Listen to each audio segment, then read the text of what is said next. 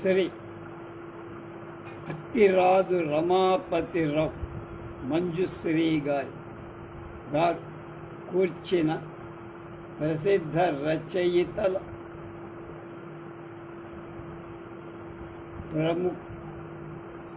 ప్రముఖ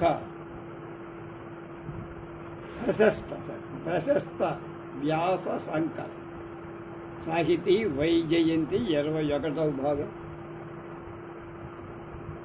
39-20. విశ్వనాథ సత్యనారాయణ గారు కవిత్వాన్ని గురించి చెబుతూ కృత్యాధ్యవస్థ గురించి చెబుతూ శాకుంతలంలోని విషయాలు కొన్ని మనకు చెప్తున్నారు. అక్కడ ఆగి యదాలోకే సూక్ష్మం వ్రజతి సహసా తద్విపులతాం యదద్ధే విచ్ఛిన్నం భవతి కృత సంధానమివ తత్. ఏది సగంలో తెగిపోతుందో అది మళ్ళా కలుసుకున్నట్లే ఉండు. శకుంతల ఉంగరం పారవేసుకోవడం మూలంగా కథ తెగిపోయి, కానీ ఉంగరం దొరికి రాజుకు మళ్ళీ స్మృతి రావటంతో కథ కలిసింది, కదిలింది. యదాలోకే సూక్ష్మం వ్రజతి సహసాచ విపులత యదద్ధే విచ్ఛిన్నం భవతి కృత సంధానమివ తత్. ప్రకృత్యా యద్వక్త్రం తదపి సమరేకం నయనయో.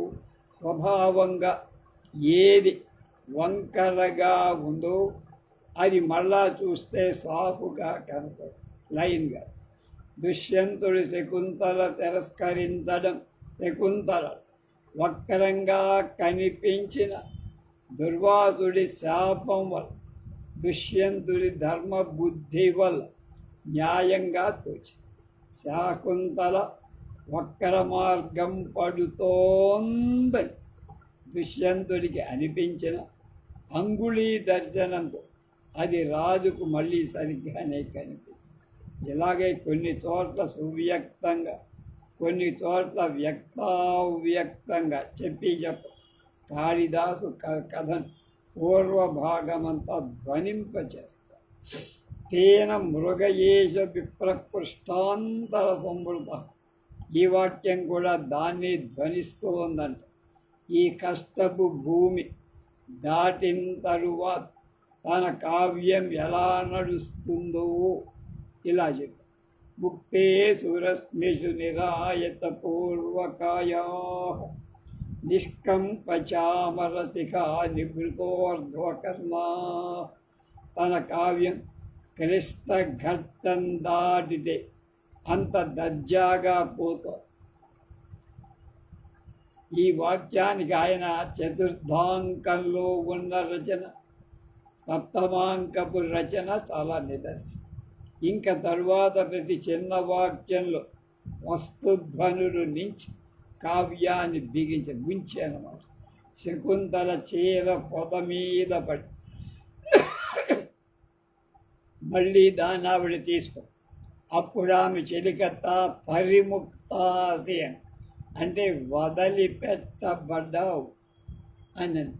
ఎవరి చేత? ఒక్క పొద చేతన, కాశ్యపుడి చేత కూడా. తర్వాత దుష్యంతుడు శకుంతలను అపి తపోవర్ధతే అని అడుగుతారు. తపస్సు సాగుతోందా అని. ఎవరి తపస్సు? ఎటువంటి తపస్సు? కణ్వుడిదా? ఆశ్రమంలోదా? కన్యాత్వ తపస్స? దీని అర్థం అనేక రకాలుగా ఉందంటున్నారు విశ్వనాథ్.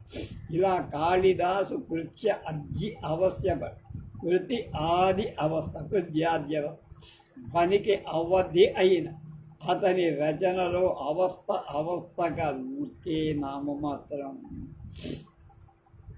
అలాగే భవభూతి కూడా ఉత్తర రామచరిత్రలో చేశాట. సంస్కృత నాటకాలంటే కృత్య సంక్షిప్తతతో కూడిన రచన. అంటే ప్రవేశ నిష్క్రమణల దగ్గర నుంచి అర్థవంతాలుగా ఉంటాయి. ప్రత్యక్షరం ప్రయోజనకారిగా ఉంటాయి. ఉత్తర రామచరితలోని ఆద్యంతాలు మంత్రశాస్త్రం వంటి వర్ణ సమామ్నాయంలో అధ్యక్షరమైన అకారం అంత్యాక్షరమైన చకారం కలిసి అక్షమాల అయినట్లు భవభూతి ఆద్యంతాలు రెండూ అలా చేశాడట. ఒకరు భవభూతి ప్రథమాంక నిర్దుష్టాలను బహు విషయాలు చివరి అంకాల్లో వాచ్యంగా చేశాడన్న ఒక దృష్టికి అది వాచ్యం అనిపిస్తుంది. కానీ లక్షణోదిత ధ్వనులను అతిశయించి శ్రీరామచంద్రుడి పరమ పురుషత్వం మహాధ్వనిగా కావ్యంలో కనిపిస్తుంది. మొదట్లోనే కింత్వనుష్ఠాన నిత్యత్వం స్వాతంత్రమపకరిషది సంకటాహ్యాహితాగ్నీన ప్రచ్చవాయే గృహస్థితుడైన జనకుడి మూలం ఇంట్లో ఉన్నారు. సీత విషాదం పొందుతూ ఉంటే రాముడామెను ఇలా ఓదార్చి అనుష్ఠాన నిత్యత్వం స్వాతంత్రాన్ని లాగేస్తాం. అనుష్ఠానంలో మన స్వతంత్రం ఉండదు. రాముడు నిత్యానుష్ఠాన నిత్యత్వం కలదు, తనకు స్వాతంత్రం లేదు. అందుకనే సీతాదేవిని కూడా వదిలి పెట్టాల్సి ఈ ధ్వని ఇందులో లేకపోతే అది శిల్పం అనిపించుకోదంటున్నారు విశ్వనాథ్. ఒక ధర్మాన్ని చెప్పడం మాత్రమే భవభూతి ప్రథమాంకమంతా చిత్రపట దర్శనం చేస్తూ మాట్లాడిన మాటల్లో రాబోయే సీతాభియోగాన్నే సూచిస్తుంది. ఇది పూర్వంలో పశ్చార్థం ప్రవేశి కావ్యాన్ కర్మసూత్రంతో కట్టేయటం. కథలు భేదమే తప్ప మహానుభావుల దృష్టంతా ఒకటి. కాళిదాసు రఘువంశంలో దిలీపుడు రాజ్యాశ్రమ ముని అన్నారు. అది భవభూతి రామచంద్రుడికి ఎంతో సరిపోతుంది. సంస్కృత నాటకాలు చదువుతుంటే కావ్యం ఇలా ఎందుకు మొదలెట్టాడు, ఇలా ఎందుకు ప్రజంకం ప్రవేశకం కూడా అలా ఎందుకు చేశాడు, ఈ మాట ఇలా ఎందుకు అనిపించాడు అనే ప్రశ్నలకు సమాధానాలు అనేక ప్రయోజనాలుగా కనపడతాయి. ఇది ఒక మహాశిల్ప లక్ష్యం. ఇది సంస్కృత నాటక సారస్వతంలో నిబిడీకృతమై భాసుని ప్రతిమలో వల్కల వృత్తాంతం అలా. ఇది దీనికన్నా తక్కువ రకం. అది రౌద్రమంతా కుర్చాద్యవస్థా విషయం. ఆ అంకంలో భట్టనారాయణుడు చూపించే నేర్పులు తక్కిన అంకాల్లో రాలేదంట. ఆ అంకం వ్రాసిన ఎత్తుగడలు తక్కిన పుస్తకం సంభాళించుకోలేకపోయిందా అనిపిస్తోందంటున్నారు. ఇప్పుడు మనం అదే చేస్తున్నాం. వేడి సమయం తక్కిన చాలామందికి ఈ కృష్ణ మార్గాన్ని పట్టకుండా పాత్ర పోషణాదులు, అలంకారాలు, సంవిధాన కల్పనలు తమ నాటకాలను రమ్యంగా చేసుకుంటూ వచ్చారు. ఈ మార్గం వ్యాస కాళిదాస భవభూత. తక్కిన వారు చేతనైనంత మటుకు కొద్దిగా సవరించారు. తెలుగులో పింగళ సూరన్న తన కథాకల్పన వైదుష్యం చేత కొంత ఈ మార్గంలో, కానీ ఆయన ఉపసృత్యాది శబ్దాలు నిక్షేపించి ఆ రెండవ రకము చేతలో కొంచెం వాచ్యం చేశారు. తిక్కన్న తాను భారతం రాష్ట్ర ఉపాఖ్యానాల్లోని కావ్యరచన వైదుష్యం వెల్లడిస్తూ వచ్చారు. ఆయన మరుత్తుడి కథ ఒకటి అలా భవిష్యత్ కథాసూచి ఆగావని కథాంశ స్ఫురణ చేసే మాటలు ప్రయోగించడం ఆయన చాలా చోట్ల చేస్తారు. 10 పద్యాలు చాలిన ఉపాఖ్యానాలు తిక్కనలో ఈ పద్ధతి చక్కగా కనపడు. ఇది భారతీయ శిల్పానికి ఉత్కృష్ట స్వరూపం. అలాంటి రచనలు సృష్టి రహస్యం గోచరం అవుతూ ఉంటుంది కనుక ఒక రకంగా చూస్తే ఇది కావ్య గుణాపాదనమే అనిపి. కానీ భవభూతి కాళిదాసుల తరగతులలో వాళ్ళకందునే కనం. అలాంటి రచన కొన్ని పాశ్చాత్య గ్రంథాలు నాకు కనపడిందంటున్నారు ఇస్తున్నారు. కానీ వాళ్ళ ప్రధానంగా ప్రతిపాదించే విషయాలు రసప్రధానాలు కాకుండా భావ ప్రధానాలుగా ఉండటం వాళ్ళ పరమ ఉద్దేశం.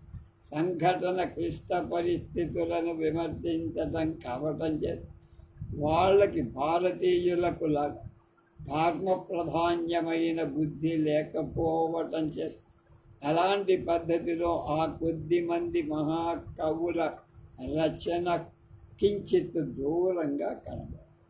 అలాంటి వట్టి కావ్యరచనా శిల్పం తీసుకుంటే అందులో ఈ పద్ధతులు కొద్ది మంది మహానుభావులు లేకపోలా.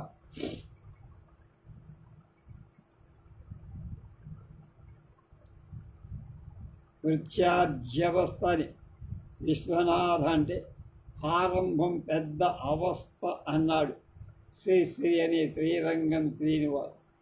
ఈ రచన ఆకాశవాణి నుండి ప్రసారితం పరిశోధన పత్రికలో పడి రావద్దులోనికి రాస్తున్నానొక గీతం. రావద్దులోనికి నన్ను చూడ కాదిదిగా నా మన కార్మికశాల కక్కేది చందాగ్ని.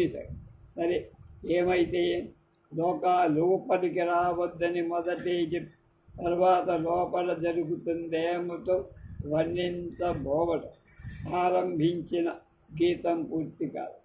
ఈ విధంగా నేను మొదలుపెట్టి వదిలిపెట్టిన కొన్ని గీతాలు చాలా. కలలు పుట్టి కలలు పెరిగి ఉద్రేకంతో ఉన్మాదంలో పండి కాలకూటపు ఘటపు పొగలు గంధక ద్రావక కసారంలో గంధభేరుండాల కౌగిలింతలలో తర్వాత జ్ఞాపకలే. వాకిట్లో చీకట్లో ఎవరా నేనే అసంపూర్ణంగా ఉండిపోయి ఒక్క గీతాలేఖం కథానికలు. ఉదాహరణకి గురదాడప్పారావు ఎన్నో కథల కోసమని నోట్స్ రాసి పెట్టుకున్నారు. చిత్రకారుడి రచనలు మాట వరుస. ఆ బొమ్మ చాలా బాగుందండి, పూర్తి చెయ్యలేకపోయారా? ఎలాగైనా ఆరంభం పెద్ద అవస్థ. క్షితిజ రేఖకు ప్రారంభం ఎక్కడా అన్నాడు ఒక్కది. కానీ అసలు ఆరంభం అనేది ఉందా అని వేదాంతితో పాటు మనం కూడా ప్రశ్నించుకోవాలి. సాయంకాలమై పూటకోళ్ళమ్మకు సంతలో సామాను కొనిపెట్టాను ప్రారంభమవుతుంది కన్యాశుల్కనాథ్. కానీ అప్పటికే ఎంతో కథ అయిపోయింది. ఆ సంతలో సామాను కొనిపెట్టానడమే ఒక నెల రోజుల కింద. గిరీశం ప్రవేశించడమే బోలెడంత పూర్వ కథకు ప్రవేశం. అలాగే ఈ నాటకంలోని ప్రతిపాత్ర, అలాగే కావ్య ప్రపంచంలోని ప్రారంభానికి ముందే పుష్కలమైన పూర్వ కథలు. దూరాన నారాజు కేరాయిడవును అని ఎంకి ఆక్రోశించిన మొదటి మాటలను ఎంకికి నాయుడు బావకి మధ్య దూరాన్ని గ్రహిస్తాం కదా. మరో ప్రపంచం ఈ విధంగా ప్రారంభించిన గీతాన్ని పూర్వం నా మనసులో ఏం జరిగింది? ఈ గీతాన్ని నేను 1934 ఏప్రిల్ 12వ తేదీ రాసి, దీన్ని రాయటానికి నాకు 5 నిమిషాల కంటే ఎక్కువ పట్టల. మరో ప్రపంచం అని ప్రారంభించి భుగలు ముగించేదాకా పెన్సిల్ ఆపల. అవును, ఈ గీతాన్ని పెన్సిల్తోనే రాసి ఒక వ్యాసం రాద్దామని మరో ప్రపంచమే శీర్షిక కాగితం మీద రాసేదని కాలంలో సిరా అయిపోయి సిరా పోస్తూ ఆలస్యం చెయ్యడం ఎందుకని కాపీ ఇంక్ పెన్సిల్ తీశా. నాన్ స్టాప్గా నడిచిన పెన్సిల్ బుగ్గలు అనే మాట దగ్గర హఠాత్తుగా ఆగిపోయి రాసిందంతా చదివేసరి అక్కడితో గీతం అయిపోయిందనే తెలిసిపో. ఒక్క మార్పు కూడా చేయకుండా మన్నాడు ప్రసిద్ధ పత్రిక పంపిన 3వ రోజుకి రిటర్న్డ్ విత్ థ్యాంక్స్ అనే వర్తమానం ఆ గీతం మళ్ళీ నా దగ్గరకు వచ్చి, అప్పటికి ఆ గీతానికి మహాప్రస్థానం అని పేరు పెట్టాల. తర్వాత గీతంలో ఒక్క మార్పు రాసి కథం తొక్కుతూ పదం పాడుతూ కాండ్రుమని గర్జి తొలి పాట కాండ్రమని పులి కేకకి గర్జించడం కేసంగా సింహం చేసే ధ్వనికి ఉపయోగిస్తాం కనుక ఈ ప్రయోగం నాకు సంతృప్తిగా లేకపోతే కథం తొక్కుతూ పదం పాడుతూ హుదంతరాడం గర్జిస్తూ అని ఈ గీతం రాసి కొన్ని నెలలు పోయాక మళ్ళీ మహాప్రస్థానం అనే శీర్షికతో జ్వాల పత్రికలో అరిపడి అంతకుముందు సంచికలో వేదుల వారి కాగడ అనే గేయం, దానికి ముందు సంచికలో అడవి బాపిరాజు గారి ఎగురనివ్వండోయ్ జ్వాల అనే గేయం పడ్డాయి. అయితే మరో ప్రపంచం పాట విశాఖపట్నం టర్నర్ సత్రంలో నేను చదివి వినిపించిన తర్వాతని తాను జ్వాలకి పాట రాసి పంపినట్టు బాపిరాజు ఒప్పుకున్నాడు. ముందుగా అడవి వేదల వారి పాటలు వెయ్యడమే కాక మహాప్రస్థానం ప్రకటించిన సంచికలోనే దానికన్నా ముందు పేజీలో జ్వలన అనే అనుకరణ రచన ఉద్ధరించడంలో జ్వాల సంపాదకుడికి అప్పట్లో అతని సలహాలు చెబుతూ వచ్చిన వాడు దురుద్దేశాలున్నాయని నేను ఆరోపించను. ఈ సంగతులు నేను గుర్తించాలని మాత్రమే చెబుతాను.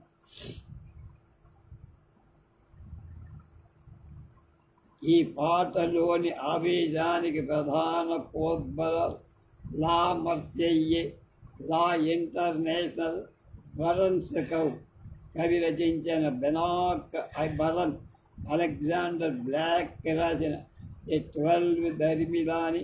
ఈ 12ని నేను నల్లని రాత్రి తెల్లని మంచు ప్రభంజనం అని ప్రారంభించి కొంతవరకు తెలివి హరీంద్ర కవి షురూహు ఆహాయి జంగ్ అనే పాట నజరుల్ ఇస్లాం గీత నా మనసులో ఏవో మారు మోగుతూ ఉండి అలాగే కవి కొండల కవి కంఠం కూడా ఫలానా చోట అని చెప్పడానికి లేకుండా మొత్తం నా కవితా వ్యాసం అంతటి మీద ఎడ్గార్ ఎలన్ పో, గురదాడ అప్పారావుల ప్రభావం పనిచేస్తుంది.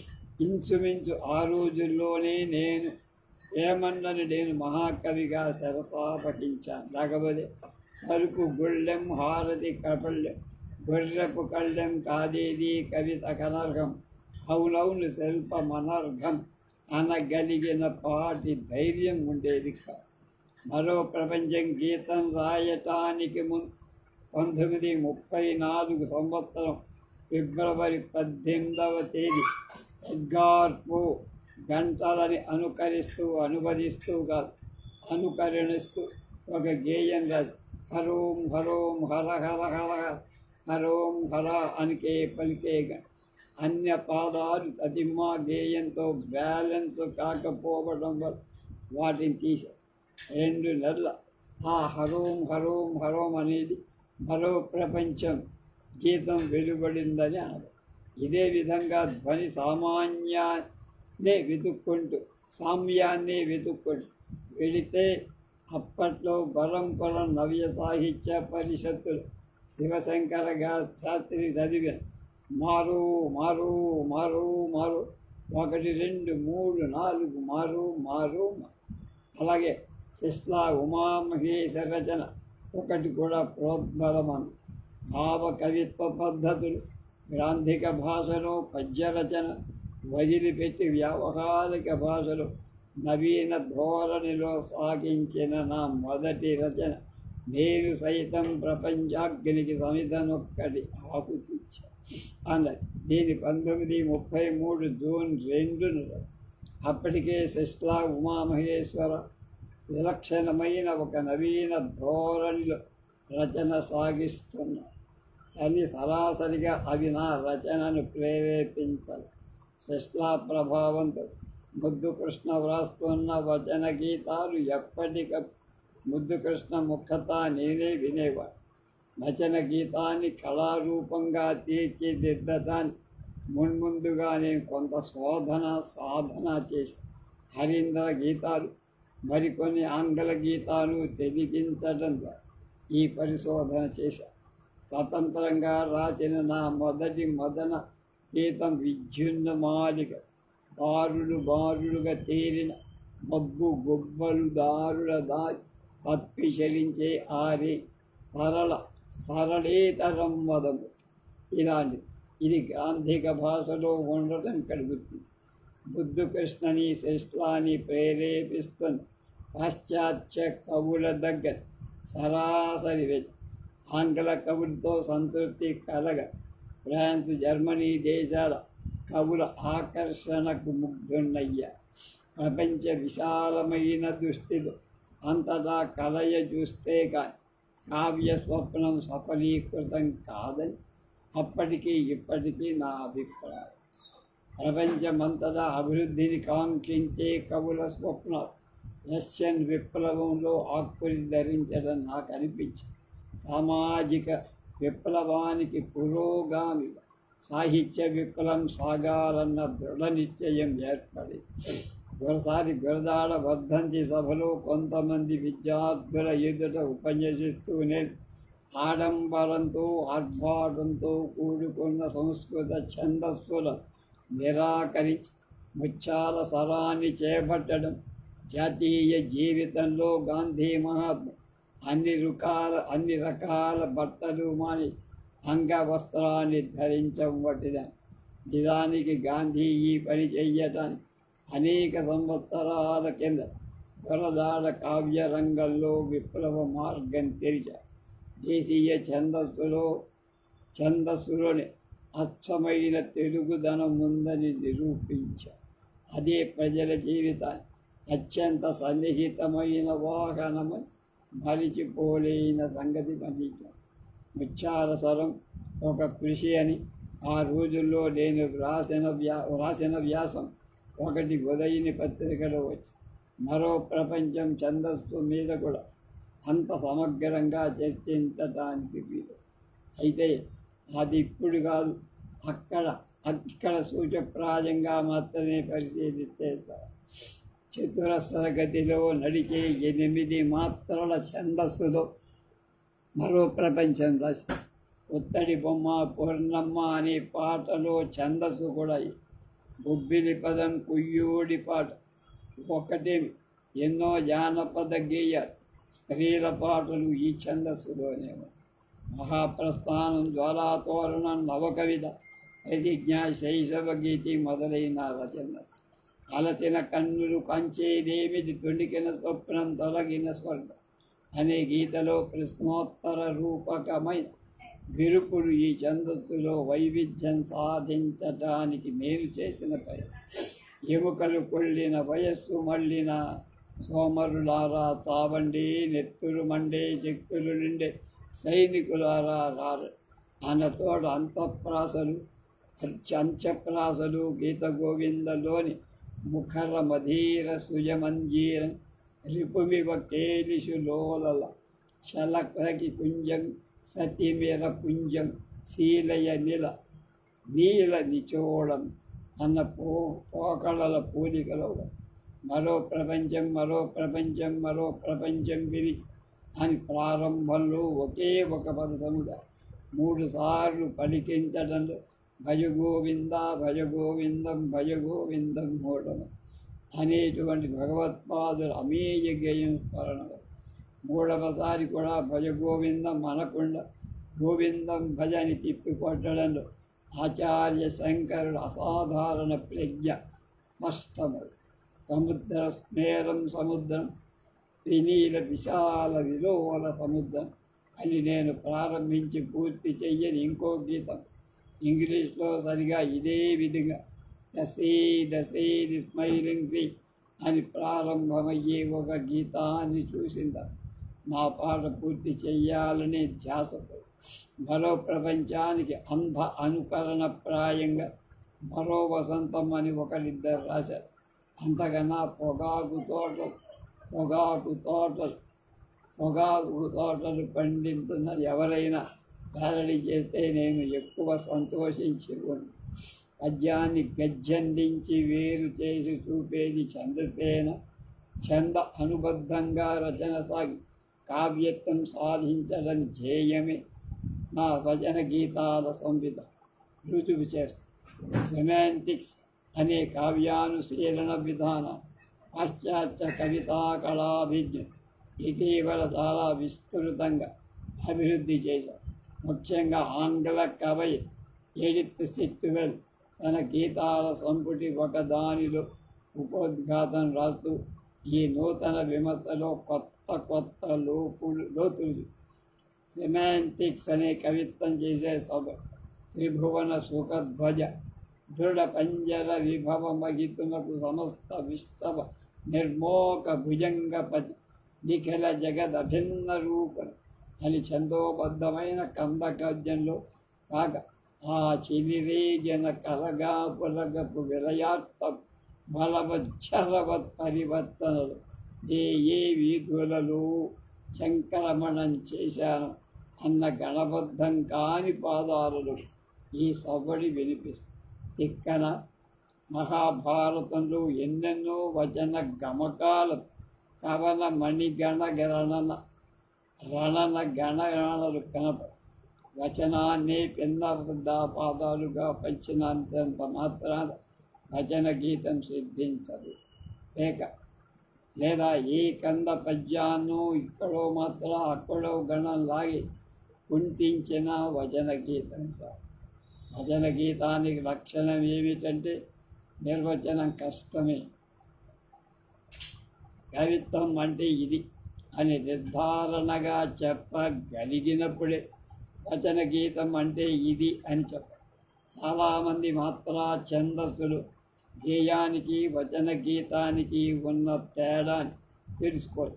కొన్ని మాత్రం ఛందోబద్ధమైన గేయం అక్కడక్కడ విరిగిపోయి వచన గీతాలుగా చేరువలో ఎరిగింతకు లోహ విగంగాలు వదిలింతకు సుప్త భుజంగాలు ఉండని మస్తిష్క కులాలయంలో మనోవల్లి అనే గీతంలో మధ్యని పడ్డ ఉండని అనే మాట అంతకు ముందు వచ్చిన రెండు పాదాల్ని అడ్డగించి నిలబెట్టి స్థూల దృష్టికి ఇది ఇందాక నేను చెప్పిన కింది కందపద్యం కుంటించటం లాంటిది.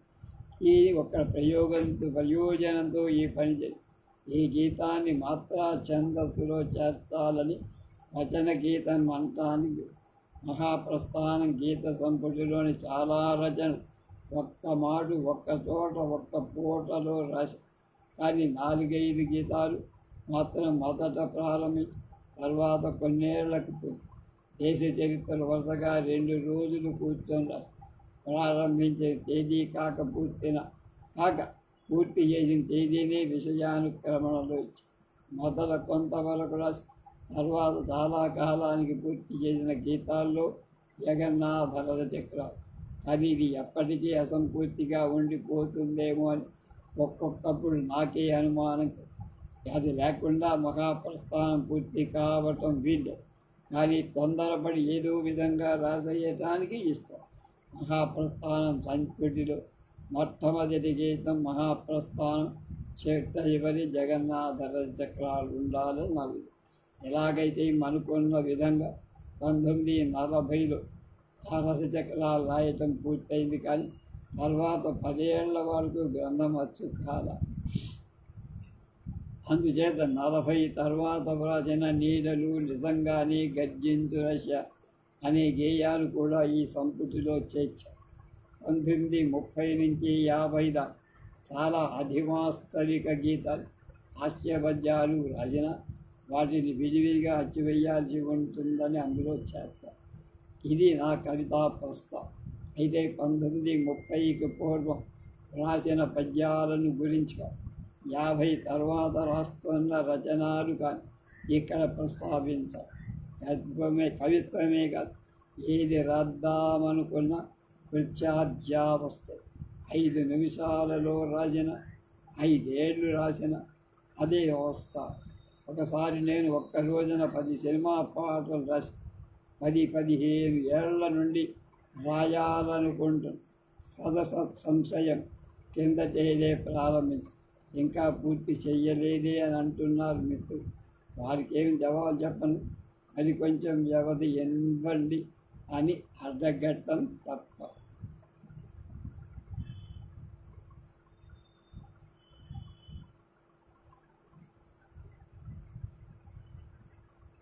మను చరిత్ర, కథా సంవిధానం, శిల్పం, విమర్శ, సమాధానం.